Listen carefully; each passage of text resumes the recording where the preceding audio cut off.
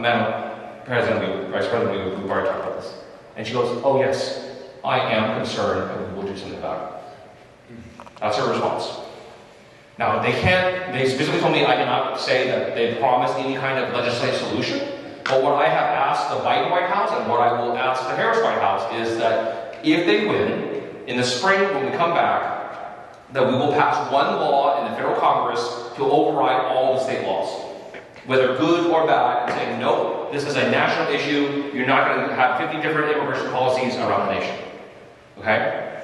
So, I'm not telling you who to vote for. I'm just telling you that Republicans have pushed this and passed this, and Democrats are fighting it.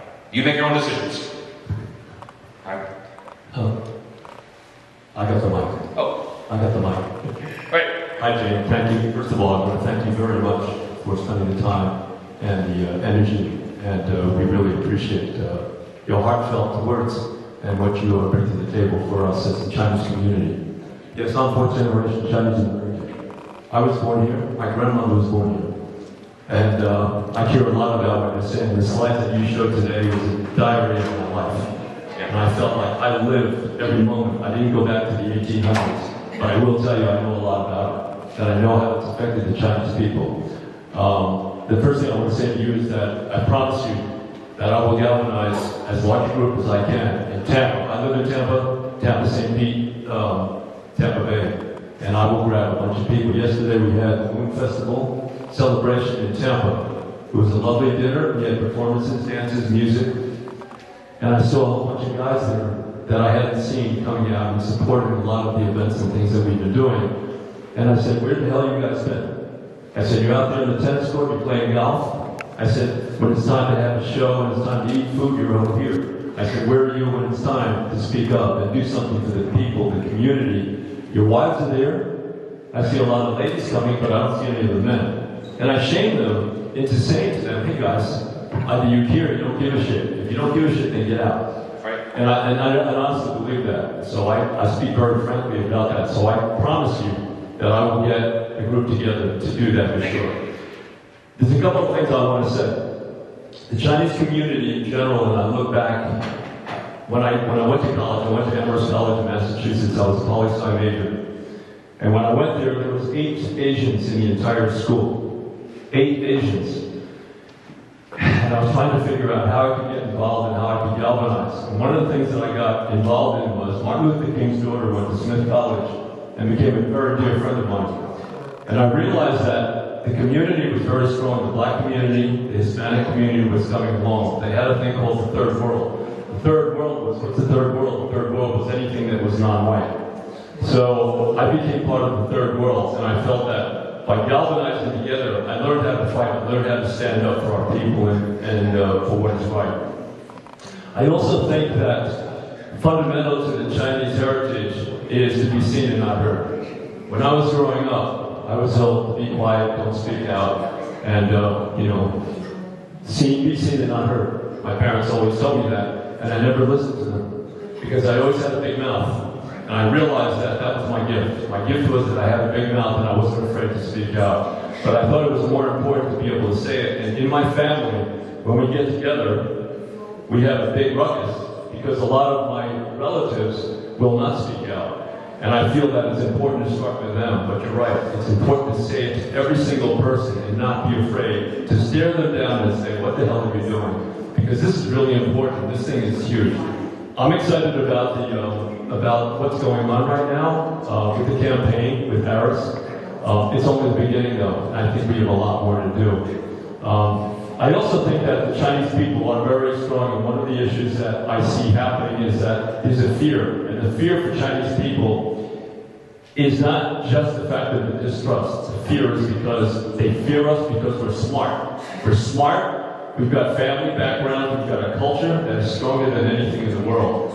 And I noticed that there is that resentment because of that alone, and that's a huge issue. So they fear our strength, and I think that's a very big issue to take on. And that's the reason why there's this racism that's taking place, because they don't want to see any more strength take place in the United States. Thank you. I'll add just one quick thing. and your comments made me think of it. One of the big things our community needs to fight, and we can have this conversation further out. One of the conversations we need to have is dealing with the natural racism against our community. And that every community has its racist stereotypes, right? Ours is not just that we can't be trusted, right? Ours is not just that we're spies or traitors.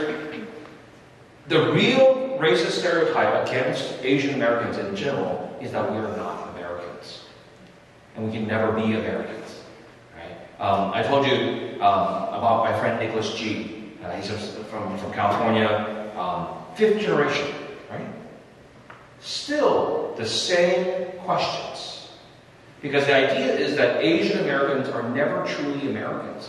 And the unfortunate thing is we have a role in maintaining that stereotype. Because we push the myth of the model minority. That my own parents tell me to this day, hey, don't rock the boat. We're the good ones. We don't protest like the black people. We don't get upset like the Mexicans. We don't do these things. We're the good ones. And so that in that one statement, we've done two things. We've driven a wedge. We've driven apart other communities that would be helping us and have helped us. And by the way, let me say this. I want to make sure I say this in front of every Chinese person I know. When these bills were being fought in states where there were no Asian elected officials, do you know who stood up for us? Time and time again, black people stood up for us. Time and time again. In all these states, when there was no Asian person, black leaders stood up for us, often without even being asked. Because the same thing has happened to their community. We need to remember that. Sorry to interrupt. Let us welcome Nate Douglas, the state rep. Maybe some of us don't know him. Do you want to leverage this opportunity, introduce yourself, and then let us know what's your comments? Yeah, so absolutely. So it's so great to be here. And thank you so much for flying all the way down from Texas to Florida. I know that we're facing similar issues in this state as well. So I'm Nate Douglas. I'm actually the Democratic nominee running for Florida State House District 37, which is around this area and covers the UCF area. And I think it's really important that we do have this conversation right now, because at the end of the day, all of our marginalized communities are under attack right now. Right. And right now what we're seeing the perpetuation that we were talking about, that, Asian Americans are not American. And we all know that's not true. And the whole point is, part of Project 2025 is to further white supremacy, further white nationalism, and it's just a far right ideal that says that has a vision of America that does not include people of color, that does not include queer people, that does not include anyone that does not look like them or think like them. So I think it's really important that we have conversations like this. And let me tell you, the next time that there's a conversation like this, I would challenge each of you to bring your friends along. Make sure your family comes, make sure your friends come along. Even if they can't come, make sure you at least invite them. Send it to them and tell them we're having a very important conversation. Make sure they know that there's conversations like this going on around your area, especially around Central Florida. Because again, like was said up there, we definitely need to make sure we mobilize our marginalized communities, especially our Asian American communities. We need to make sure that state legislators in Tallahassee know that there is a strong Asian community. They may not see it because they don't see as many coming into their offices, but it's important that they know that there is one, and it's important that we mobilize right now and make sure we do it with different coalitions. So thank you so much for having me, and I'm happy that this is a conversation. We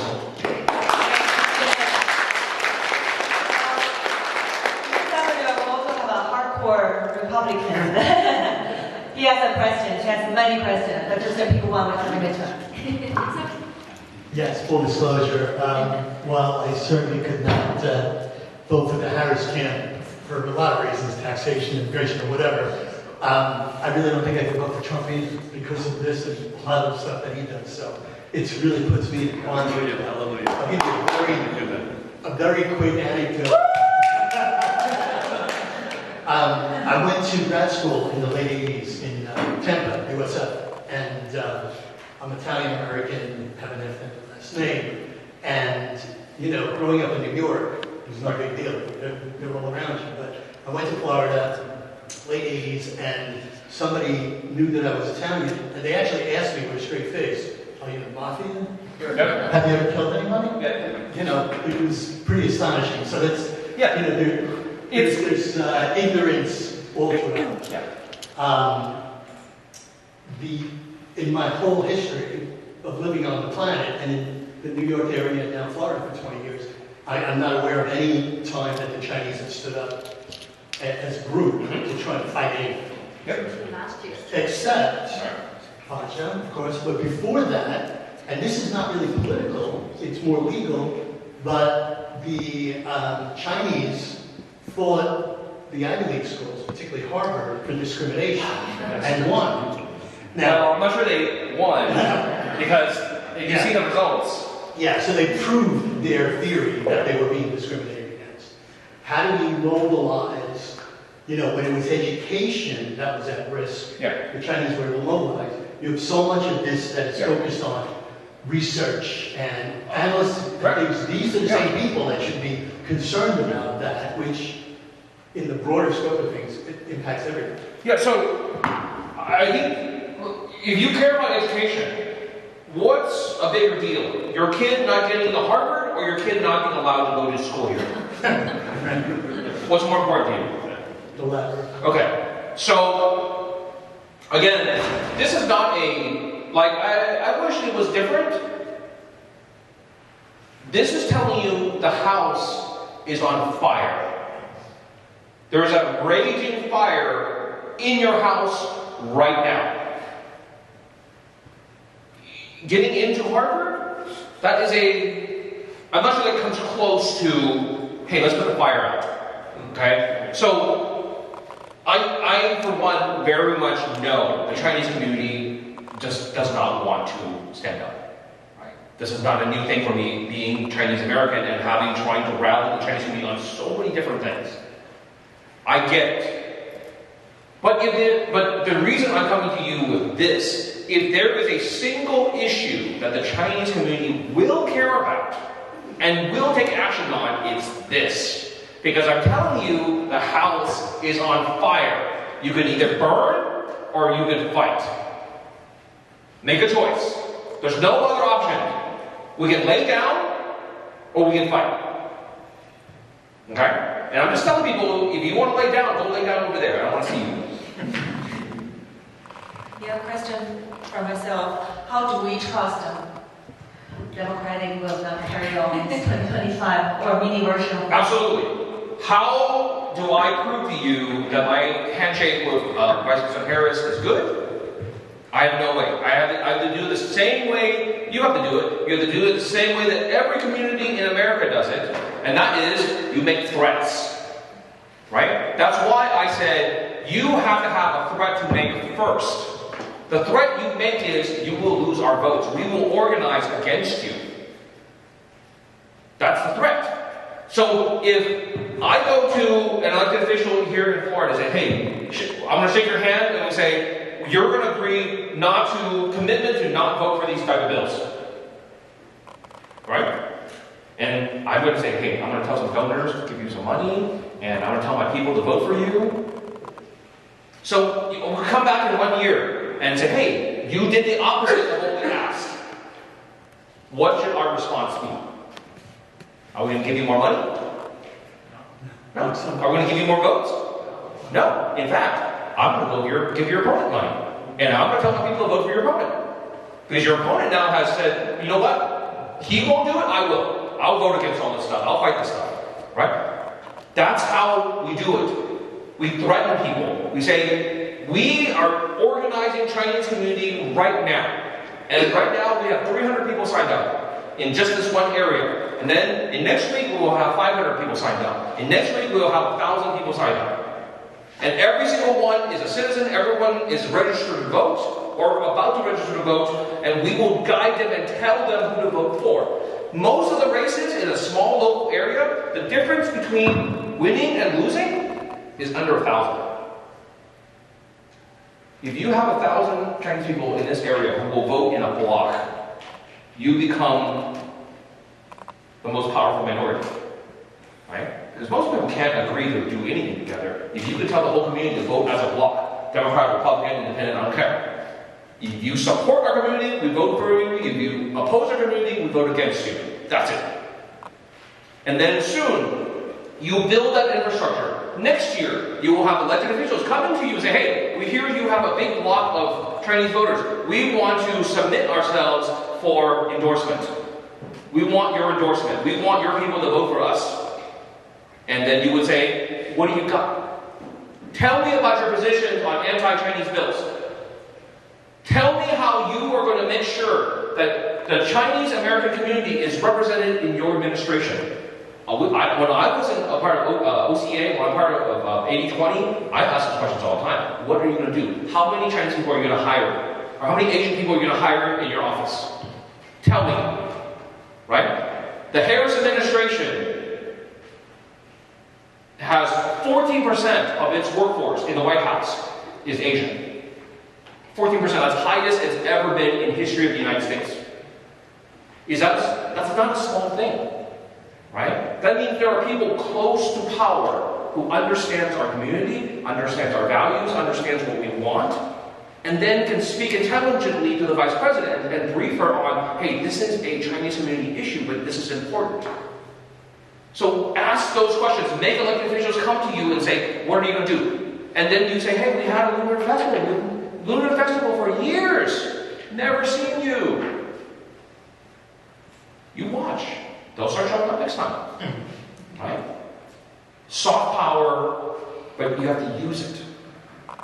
Yes? The answer to Yoshan is this. Because they're telling you this, okay? Harris has told you what she's going to do. Trump has told you what he's going to do, and that's it right there. They gave you the blueprint. You got no guessing around here. We're not guessing anymore. Okay, that's going to happen. So that's what he's saying. So if they're saying this and they're saying this over here, and they're totally opposite, then I'm going to listen to them. I'll listen to both of them. And I believe and trust in both of them. And also, but at the same time, I will say this again. This is not just for Democrats, this is not just for Republicans. We need Chinese Republicans to be on board. We need Chinese Republicans to go tell their own community, tell the Republican community, hey, this is wrong. Don't do this. Right? And they have to make their own threats. And say, if you support this, then I cannot be a Republican anymore. So tell me that you're not going to support this. Right? That pressure has value. Right? This should not be a partisan issue. But I'm just telling you, based on where everything has fallen today, that Democrats are more for our community, Republicans less so. But we can change that. We can make it both. Why don't both parties care about our community? And also, I just want to add on to Yoshan's comment question. We don't really need to trust whatever one party says. We just need to see what they have done. And exactly that. And also this past Wednesday, September 11th, in national level, there is a China initiative. They re-initiated that and actually voted on that. And guess what happened? 237 votes from Republicans voted for it, and 180 Democrats voted against it. That's one example on national level. And at state level, Florida, what happened in the past year? I ran for the City 11 DNC delegate, right? And I won. Do you know how I won? Because there's a thanks to DEI, and then we talk about DEI this, DEI that. But in the requirement in the DEI DNC delegate, they want different representations from different ethnic groups, and Asian American is one of them. Yeah. So, and what happened on the other side? Well, I don't know what happened to the candidate, the Florida Senate candidate, right? We don't want to embarrass him, but what happened to him?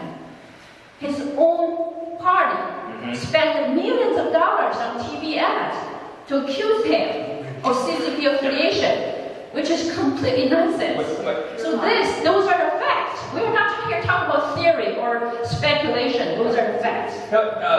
Funny story from my area. One of my colleagues, one of my Asian caucus members, Jason Deton, is half Korean, and he ran for a re-election. And in his primary, he lost his primary. And their big attack on him was that he's a CCP spy. It's like, he's not even Chinese. He's half Korean, and he's not even that Korean. But that's how racist it has become. That being you is so negative that even other people being accused of being you is enough for them to lose elections. Maybe we should fight. Maybe we should respond. Yes, sir. Great presentation. I got a big mouth.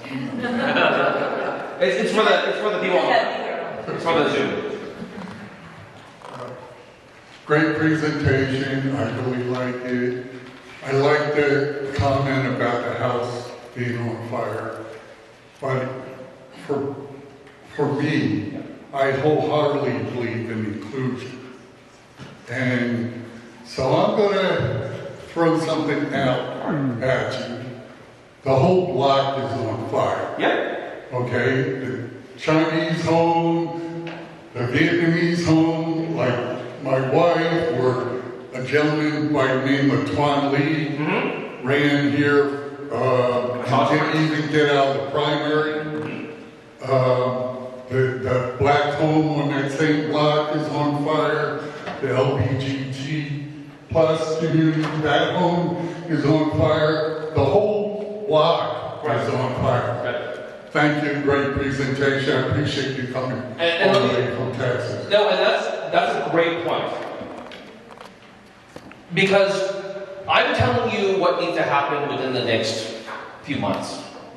Or the next year, right? Because Florida's going to come back with the rest of these laws in the spring. So you better be ready to fight in the spring. And I'm going to come help you do stuff. But we also, one of the things the Chinese community needs to do is learn to be part of other coalitions and be part of other communities. That's one of our biggest weaknesses. We stand alone by ourselves, thinking that we can just fight this on our own. We cannot. We don't have the political strength to do it. So when this happened in Texas, when SB 147 happened in Texas, African Americans, Latinos, Muslims, Jews, a lot of other groups, all came to our aid and stood with us without asking a single question. Why? Because they understand discrimination is discrimination. They understand that any discrimination against any group is a threat to their future liberty. Because today is Chinese, tomorrow we add Vietnamese, the next day we add the Haitians, and then we add in the Muslim ban, and then we add the African ban, and then we add, right? Because this is a path that our nation has gone down many, many times. Other communities have clawed their way back from this path. And our community has not really been sent down this path before. And I'm trying to get us to get ready to claw our way out before we go too deep. Because you know what's at the end of this. It will never end at land. It will only end when there's a soldier in front of your house telling your family to get in the truck. Okay? We've done this before. We know how this movie ends. So, right? So, again, you have elected officials who are already here, who are already telling you they support you. All the other ones that you have not heard from, go find them and ask them, will you support us? And I hope Democrats around here will go around telling the community preemptively, we support you. We oppose discrimination of any kind. discrimination against one is discrimination against all. If we don't treat all black people the same, we don't treat all Latinos the same, we don't treat all Muslims or Jews the same, don't treat all Chinese people the same. You treat us with the respect that everyone else has. Because we deserve it. Because we're Americans as well. Right? And I hope Democrats here go out that message saying, you have never voted for. Chinese people in this area have never been engaged, never voted before. Come vote now. Come vote for your life. Come vote like your life depends on it, because it may. That's it. That's all I got.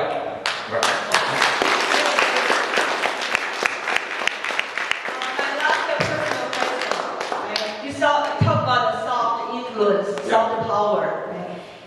This question is for both Jean and Eiko. Do you guys have any plan to go further to represent our Asian community in a more effective way, in a more stronger way? That's a question for Eiko. I'm already doing it. Well, we know that if Vice President Kamala Harris will be elected, then we may have a Congressman Chiu in the office. Look, possible. Here's the thing. In Miami last time, at dinner, we had the same discussion. Their complaint is, why do we not have a Jim Wu in Florida? I don't know, Florida, that's a good question. Right? And so, a few things have to happen. One, you have to go recruit. Somebody recruited me. Somebody found me and said, hey, we think you wanted to run for some council once. You might be interested. Do you want to run for this? And then when I said, I don't know about it, they said, no, you're doing it. Right? And they kicked me out there and said, you don't have a choice. The second thing we need is the community to have organization, because if you have Asian people who run, they go out there and they fall flat on their face because no one's there to support them, no one's there to help raise money, no one's there to help them organize, and they fail, and they'll never try again, right? Well, for that, we have Chinese American trying to run in Republican side, but I actually tried to reach out to him. But since he doesn't really think he needs our help, so that's the exception, I guess. And again, we'll go back to the same thing. If you want change, you have to do something, anything, right? And just because one person failed in one race, does that mean everyone else quits? Right? Running as a Republican didn't work. Maybe run as a Democrat next time. Right? Democrat. Look, in my primary, and the Asian people who ran in the Republican side, they all lost in the primary, right? Yeah, they all lost in the primary. Right? So those of you who know politics knows what that means. Okay? But when I ran in my primary, I ran against Afro-American, a Latino, a white woman. Right? Rainbow Coalition, like the Benetton ad of campaigns, right? And we all had an equal opportunity to win. That being Asian did not guarantee a victory, being black, being Latino, being white did not guarantee a victory. Go find those seats. Go find the seats where everyone has an opportunity to win. There are places around here, right? And don't just run for state rep. Don't just run for governor. What about all the little towns right here? They have city councils. Start there. Some of us have city council races. Those races have maybe 500 votes in them. You get these little towns, you get 500 votes, you win. Go find a few hundred Chinese people around here. Get them registered for the first time. All of a sudden, you have your first elected Chinese in city council. And that person now becomes someone to recruit, to run for something else, to run for state senate, to run for Congress, right? They now have some experience. They're in no quantity. They know how to raise the money at least a little bit. Those things help. But just as important, the community has to be back here. So one of the things what I did, and people always ask me, what was the hardest thing running as an Asian American? I was like, well, this. Foundation. There's no foundation. There's no base. If you're in Texas, you're black, you're Latino, you're gay, you're Muslim, you're Jewish. There are people out there who have already been in office, who will help you, and they'll help you raise money, they'll tell you who to talk to, they'll tell you where to talk. There's no such thing exists for Asians. Nothing. So I had to learn everything from scratch. Right? And not only that, but I had to go build out an Asian base. The number of people